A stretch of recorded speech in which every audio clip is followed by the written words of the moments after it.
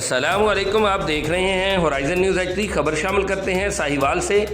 DPO Sahiwal Mohammad Usman Tipu की inter district inter unit tournament की इख्तितामी तकरीब में शिरकत। डीपीओ साहिवाल मोहम्मद उस्मान टीपू ने पाकिस्तान पुलिस स्पोर्ट्स बोर्ड के ज़ेर एहतमाम होने वाले inter district inter unit tournament के क्रिकेट और फुटबॉल मैचेस की इख्तितामी तकरीब में शिरकत की। तकरीब के दौरान डीपीओ साहिवाल ने नुमाया कारकर्दगी का मुजाहरा करने वाली टीमों में इनामात तकसीम किए। फुटबॉल मुकाबलों में ज़िला साहिवाल की पुलिस टीम ने पहली, जबकि ज़िला ओकाड़ा की पुलिस टीम ने दूसरी पोजीशन हासिल की। क्रिकेट मुकाबलों में ज़िला ओकाड़ा की पुलिस टीम पहली, जबकि ज़िला पाकपतन की पुलिस टीम दूसरी पोजीशन हासिल करने में कामयाब रही।